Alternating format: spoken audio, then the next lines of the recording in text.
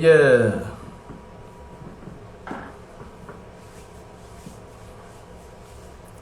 What's up, y'all? Oh, yeah. My barber just stepped in here. What's up, Nod? You know how we doing it. Yeah, yeah. What's up, y'all? It's Wednesday. It's 8 o'clock. You know the vibes. Tapping with Mr. Level 10. We here. It's going down. Today, we got a special guest in the building. Miss Algebra. Yeah, that's how we gonna do it today. We calling her Miss Algebra. That's what we doing it today, alright? We doing it a little bit different on this side. We taking it to the R&B side. We taking it to the neo soul side of things today on Tapping with Mr. Level 10, alright? So when she come in here, we gonna tap her in. Gonna get the room right, get the energy right. Let y'all know what's going on, man. We got Labor Day popping. Shouts to everybody that's getting ready for Labor Day. No matter where you from, where you at, how you celebrating it. Labor Day is going down. I'm currently in the A-Town. I got it locked all weekend long. My weekend started yesterday from Tuesday. Tuesday, Wednesday, Thursday, Friday, Saturday, Sunday, Monday, Tuesday, Wednesday, Thursday. Like that's what's about to happen for me. And I'm 3, 4, 5 times booked a day. So we really putting in that work, man. So again, I'm just blessed. We out here, we getting it done. We working on the documentary. For those who's really waiting on my day one, on my loyal ones out there, we working on the documentary. The documentary is on the way. Trust me, we getting the interviews ready. Oh man, I can't wait for y'all to see it. I haven't even seen it yet. So once it's done and I start tapping in, y'all definitely gonna get some behind the scenes stuff. Definitely gonna get some insiders, some dope footage. And that's how we doing it. You know what I'm saying? Today, again, we doing it different today. I got a special guest in the building. It's going down. Tapping with Mr. Level 10 each and every Wednesday, 8 p.m. on my IG Live. And do remember this. Every Friday, 5:30 p.m., I am on 979theplugradio.com. I'm in the mix. It's going down, all right? Every Saturday, 7 p.m., FubuRadio.com. That's how we doing it. Shouts to my 979 family. Shouts to my Fubu family. Shouts to the whole Level 10 team. We really out here putting in work, man. You know what I mean? Hold on, while we wait for Algebra. Hold on. While we wait for Algebra, let's do it like this. Hold on. While we do it for Algebra. This is what's going on out here. Y'all tell me what we doing for Labor Day. Y'all flying to town, all my out of towners, y'all flying to town. We got the A-Town, we shaking the city, New York City style, Level 10 style. You know the vibes, man. What's up, what we doing? It's takeover time. But I ain't come on here to promote that. Just had to let y'all know we active. Hold on. Just had to let y'all know we active. What's up? Let's get Algebra in here. Let's talk this talk. What's going on, man? Shouts to all my DJs out here. Okay, my guest is here. So y'all know how we do this, right? When we come in and we start doing an interview, I'm going to turn the comments off. Alright? Once I turn the comments off, if you got any questions, y'all can put it in the question box. Or y'all can just wait for me to turn the comments back on and we can talk that talk.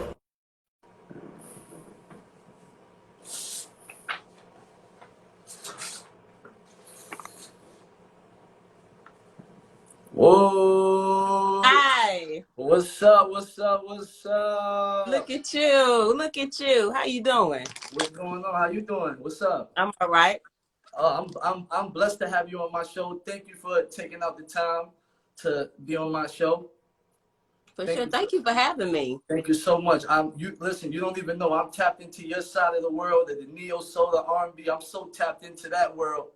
You don't even know it. I love that. I love it. I love that. So thank you for coming to my show. For sure, for sure. All right. How are you? I'm so happy to be here, man. I am.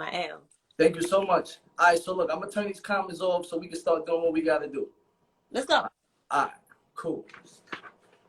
So the first time that you know that I've heard, seen you, it was your song, I Don't Want Nobody But You. Okay. Right. That was the first time that I ever tapped into you. But that was before I really started appreciating that kind of music. You know? Okay. So I'm just letting you know before we start this interview, that's how far back that I'm tapped in with you, that I know who you are. So you can be good, you can be comfortable. It's all love over here, all right? All right. All right, cool. Okay. Oh, and I also seen you on Girls with Guitars. Yes. With With her. Yeah. Yes, listen, I love her. I love that girl. I want to meet her so much. I want to meet her badly. I listen to all her music. I need to meet that girl. You will. She's incredible. She's absolutely incredible. Yeah, but I seen you on there. So let's get right to it. You're from Atlanta. You're from the A, right? What was it like? Oh, okay. So what was it like growing up early life for you? Ooh, Atlanta it's changed. Number one, let me say that now. But Atlanta was everything that any young Black girl needed at the time. Like the era that I grew up in, like what hip hop was, what R&B was, we had everything. Gospel, country music, everything was before the LaFace thing hit. Like we still had everything. What hip hop was for Atlanta was not Outkast yet. It was bass music and MC Shahi. It was just a lot of stuff. So we had everything like everybody else. All the hoods, the different sectors of Atlanta, Decatur, College Park. It was the best thing ever. Like I love home. Atlanta is the greatest place on the planet to me. Oh yeah, yeah. See, I'm currently in the A right now. I left New York and I came down here to the A. So You love it, don't you? Yeah. What side of Atlanta are you from? So you just got here, so you would know my area by Zone 3. I grew up in an area called Summerhill. Okay. So I'm from Swats.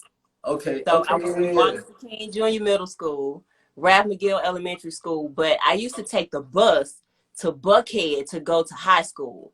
And that's North Atlanta High, a school of performing arts. So I was everywhere. We lived in Decatur. We've lived on the south side. It's just, yeah, what part of town are you in now? You know what? Don't say that because you might have some stalkers on here. Yeah, I can't tell you. You can't say. I can't tell you. All I can say is I'm outside. That's it. I'm outside. I like it. I like it. I like it.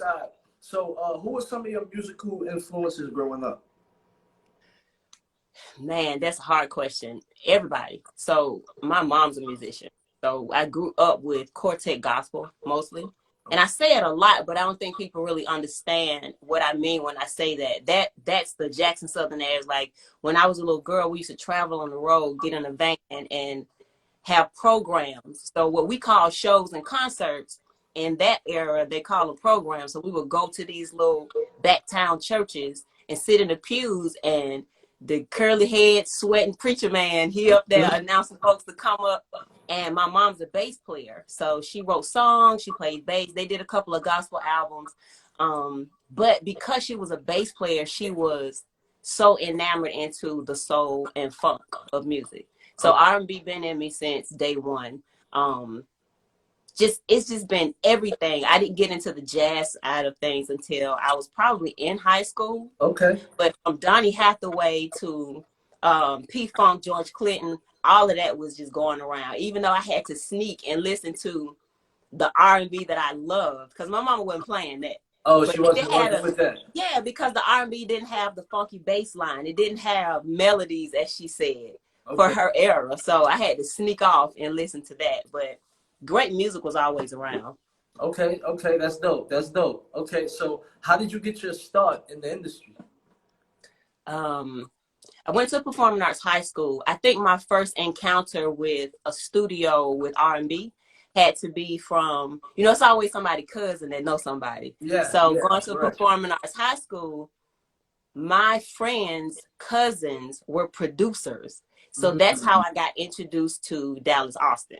Okay. So in high school, Dallas, I toured a lot. The thing is, in high school, I used to sing with the Atlanta Symphony Orchestra every holiday season, right? So the church that I went to, she was over this gospel Christmas at the Atlanta Symphony Orchestra. So music tends to tie everybody in together. Correct. So from that, doing that as a teenager to having friends of cousins, I met Dallas Austin and worked in his studio for at least a year. He thought I was signed. I eventually signed to Dallas. Went on the road with Monica for a while. Shout out to Monica. Good job the night. Listen, we're gonna get to that. We're gonna get to the spice. No, wait, no. Okay, let me back up. Let me stop you right there. Let me stop you because I was gonna ask you about Dallas Austin. I wanted to ask you about a couple of people that you've actually worked with. Monica was one of them. Dallas was one of them. But we're gonna do it. Can we do it in my order, please? Absolutely. This is your show. Okay. All right, cool. So I'm going to ask you a list of people that you've worked with, and I want to know what was something that you've learned watching from these people that you worked with. Okay. So the first one is India Irie. Okay. What did I learn? I'm not sure. Or you can give me a moment. Give me a moment. Yes, a good moment.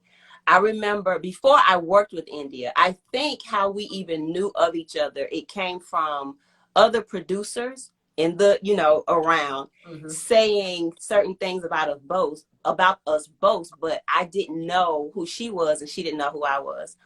So over time you start to like, okay, that's you. So we passed each other. And I think people just kind of felt like we already knew each other. Right. And I had never hung out with her, none of that. But when I talked to her, we knew each other from a mutual producer. And I just remember writing the record. The producer sent it to me, wrote the record. She loved it, flew to New York and vocally produced it. And that was it. Okay. So it was a good look. You know what I mean? Yeah, that was a real good look. Yeah. That's a real good look. Okay. My next one is Anthony Hamilton. Ooh, I got a good one with Anthony. My most memorable moment with Anthony Hamilton, we did this record with Mary Ben-Ari when I was on Motown.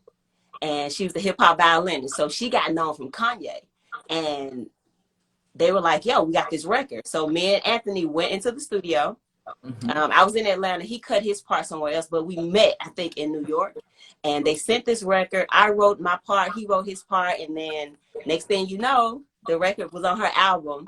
And the next day, he was like, anything you need, I'm here for you. And I did learn from him. There's a humbleness that comes along with this, that if you don't have it, it's a wrap. Cool. He's just he's a good guy. And the thing is, we had been around each other for so long because he was signed to Jermaine, but we had never crossed paths in Atlanta. Oh, man. Yeah. That's family. So deaf.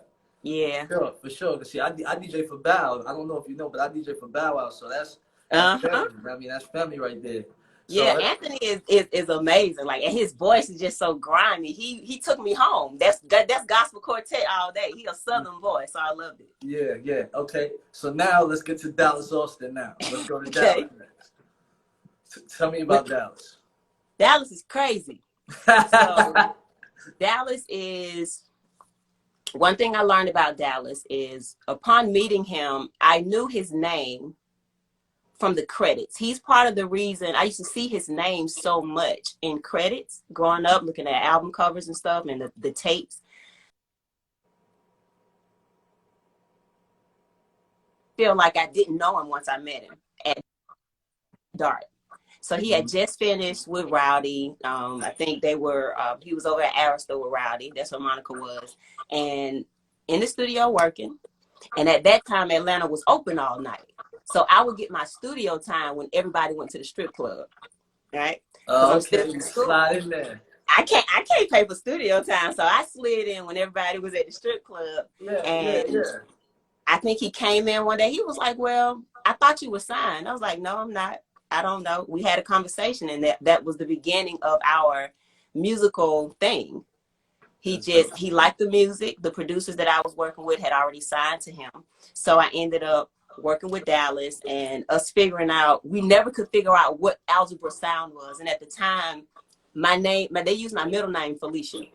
He was the only one in the industry that knew my first name, which is Algebra. And I would call him by his first name and nobody would know who's who talking to. Like he'd come in the studio and he'd be like, hey, Algebra. And then I'd go, hey, Longino. And then everybody's looking around like, yeah, they're like, who's this? Yeah. Who's these people? Yeah. So he's a good dude. Quirky is all get out though, but brilliant. He's probably one of my favorite writers. He does a lot of things, but I think his verbiage, his word game is amazing. Yeah, no question. His work ethic is crazy too. So I learned that, like, to not be afraid to write it out. And I think Dallas was good at figuring out his emotions and putting them into words.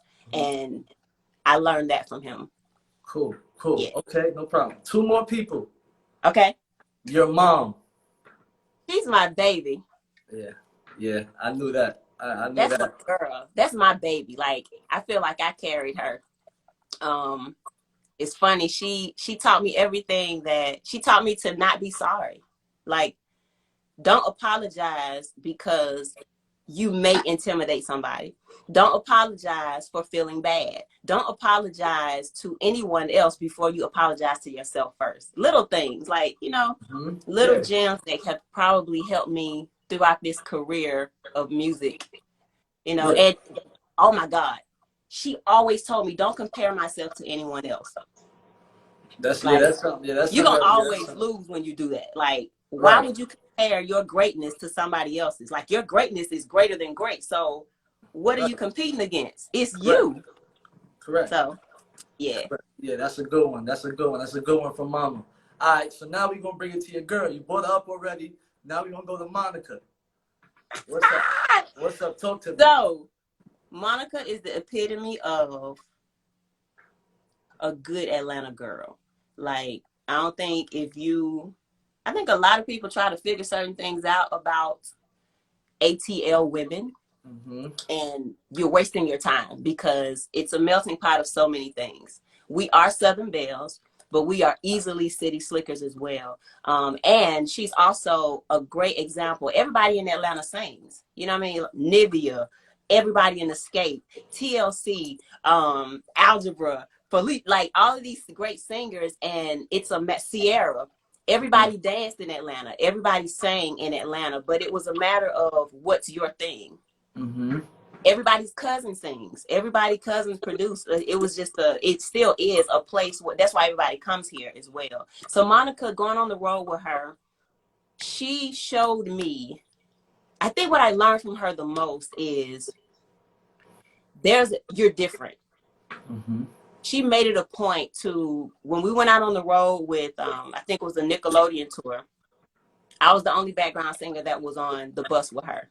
And I felt weird about it. I was like, I'm a part of the band, man. I'm singing. Right. I don't need no shade. I can't, So I opted to get on the band bus. But from the beginning, her and her crew were basically teaching me, like, yo, you're different. It's a lot of people on this other bus that really want your position. However, you stay you, be you. And she's always been she hot, man. Like, she's a go-getter.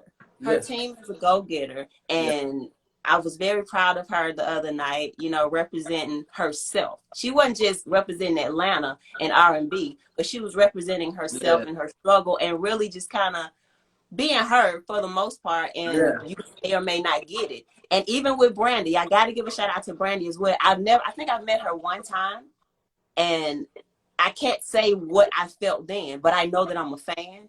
And when she broke out the poetry, I loved it because I get it. You know what I mean? Like, it's words, man. It's power in that. Yeah, and I loved it.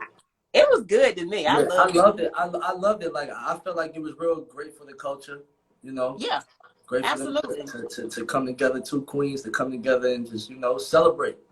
Yeah, I love it. It's for the job. You know what I mean? I think everybody got to be pitched against somebody because the world don't know how to take people and like how they are. They have to compare you to people. They have to do a whole bunch of things in order to digest it sometimes. So I think it was no glitches. And this is very, very powerful. You know, Yes. who else did it like that? So they No, got nobody. nobody did it like them. Nobody. Look at that. They Look did how it. powerful. Look at the powerful of the woman. Powerful of Hmm. the female, powerful of music, powerful of love. Yeah. It's just, that was great. It was Hmm. great. It was great that night. So, how do you feel about the current state of R&B right now, neo soul? How do you feel right now about the current state? Ooh, great question. So I'm an R&B girl, Okay. and it's funny with R&B because at the time when I came out, if you had nappy hair and you played an instrument and you didn't show your butt, then you had to be neo soul. You can't be cute, and then, you know what I'm saying? Like Right. it was a visual thing, and I always tell people if you listen to my first album and even the second one, but even the producers that were on these albums, these were major R&B producers. Mm-hmm. But sometimes people have to put you in a mold. Right now, I think it's a great culmination of what neo soul was and what R&B was. It's some real singers and songs that are out there Yeah. that are tempting the brain to think, and it has this rhythm and it's blues and it's making people emotional the way that it should be. So I like music. I love music where it is. I've never been the artist that's like, oh, I hate R&B is dead. R&B has never been dead. It just shifted. True. R&B used to be James Brown. James Yeah. Brown ain't doing that right now. Yeah. Right. So True. R&B has never died. Even neo soul with Kedar, when I signed to Kedar, he coined the phrase. But I really feel like it was ingenious because that was his way to get people to listen to R&B again. Yeah. I know R&B Kedar. has I know always been Kedar soulful. personally. Yeah, you know what I'm saying? Yeah. Okay. Like it was Shout out to that's why Kedar. that's why we heard D'Angelo. Like Eric, you give Erica the neo soul thing, but Erica was doing some R&B stuff. So it just because it don't have the Gucci bag on the outside of it don't mean it ain't, Right. it ain't Right. what it is. Right. Right. So I got a question. Somebody put a question in here and they asked, when are we getting the album? When I put it out. No, just kidding. So we're almost done. Mr. Official Playbook, we're done. We're just really trying to figure out what platforms to put it out on. I just don't want to throw it up against the wall. I want it to be done right for myself and y'all. So majority of it is done. Okay, there we go. See? Got your album. You got it. Cause he jumped in there and was like, yo, we need that album ASAP. Yeah, we're not sugarcoating it. When is the album coming? Yeah, yeah. It's coming. They want that album. So I got a couple more questions for you. Couple Okay. more questions for you. What else are you working on right now? I've seen something in your bio. Love Notes Inc. Yes. Can you elaborate on that for me, please? Yes. Love Notes Inc. is this umbrella company that I have. And under that umbrella, I have a lipstick line and a candle line. I started making candles in 2016 as part of my merchandising. I've always made candles. I know they sound earthy as I don't know what, That's but hot. I always did it because I love candles. And because I'm very sensitive, I couldn't buy candles at the store. So I would figure out ways to make them, right? This Mm-hmm. is before the soy thing became a thing. Okay. So what I did was, here's like a sample of one. I Okay. make all these candles by hand, and when they burn down, they burn down to massage oil. And every candle is named after one of my songs from one of my albums or a song that I've written. Oh, Yep. really? Yeah. So this one is called Run and Hide, and that's off of my first album, my second single actually. Okay. And then I have a lipstick line. Can you see that? Yeah, I can see that. Yeah, and it's called Love Lips Kissed by Algebra B. And it's 13 colors. You can get like a 5-pack. Oh, wow. Yeah. And then that one, it's 13 colors. You can get them off my website. So I'm actually wearing a color tonight. I'm actually wearing 2 colors tonight. And just a part of my merchandising. So I don't do anything that I don't love. I like lipstick. I'm going to sell lipstick. I like candles. I'm going to sell candles. I like music. I'm going to sell music. So, Yeah, you okay. know, that's Okay. what, that's what Love Notes Inc. is. And it's that umbrella company that I created to be able to brand things that are coming authentically from me. Okay, that's dope. That's dope. So hopefully I can get a little kid package or something. We can work something out. I got you. Get a little care Easy, package in there. absolutely. I mean, I like to smell good. I like to set the vibe in my room with the candles and the way. I like to do that. I mean, I need that groove, you know? So, okay, so my last question for you is this. This is my last question. If you had an opportunity to work with anybody right now that you haven't worked with, who would it be? I only got one. I only get one person to name. You can give me 3. Jeez, thanks, just that's hard. You know how many people I want to work with? All right, Missy Elliott. Love it. Love it. I would love to work with. Ooh, how to be strategic on this? Because when I say it, it's gonna happen.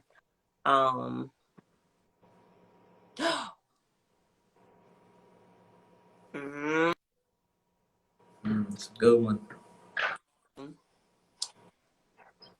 Okay. I would say, man, that's hard. Missy is first. I'm cool. I mean, I see your vision with the Missy. I see the vision with the I Missy. love me some Missy. Like, Missy is everything. She's just a 360 type of situation, you know. And I love working with people that I feel like can pull something out of me and that I can remind them of something and I can pull something out of them. So I love a Missy Elliott. Quincy Jones would be the person that changes my whole perspective on a lot of things. So I'm going to throw Quincy in there as well because he's like, that's my godfather. He just don't know it yet. Yeah. You know what I mean? He don't know yet. He don't know yet. And definitely, you know what? I think I just want to talk to Drake. You just want to talk to Drake? I just want to talk to him. Yeah. All right. I want to talk to him. I like that right there. Yeah, I want to talk to him and his mama. That's it. And then see what happens. I want to know what his mama want me to sing. You know what I'm saying? He's so dope to me. Oh. He's like, I remember when he came out with the mixtapes, I was like, yo, he's embodying everybody. Because I heard Dre, I heard shout out 3000. I heard Dre, I heard music, I heard all of these things. I heard the West Coast rap and the New York rap and the South. It was great. And I was like, this kid was just in a wheelchair. You know what I mean? True. Dope. So what? Somebody asked a question in here. Oh, it's actually my manager. She's in here. Okay, shouts to D Scott. She said, up, D? "Are we getting a clothing line?" See, Don knows so much about me. Here's the thing. So I make clothes too, right? So I design a lot of my apparel, and it's fun for me. But maybe if I can pull D Scott in to kind of handle some of that business, maybe I'll be able to do that. It's just, I'm not going to say it's overwhelming, but I do it because I love it. Right. And it's fun for me. So the maximizing of it, I'm going to have to make a phone call to you and we can figure it out. Because I do have people asking me about it, you know. Yeah, I think you should. I think you should expand. You're doing everything else. You might as well expand to the clothing too. I think it'll be dope. And you know we're going to support you. I really want to thank you for taking the time out and stopping by. Thank you for the interview. I appreciate you so much. I'm definitely going to tap in with you sometime on another note. Yeah, you better. I'm going to hold you to it. And welcome to Atlanta, man. Thank you so much. Thank you so much. Thank you. Dawn, thank you for making this happen. You know how much it means to me. And it's going down like this. Thank you. Yes. All right. Let's get it.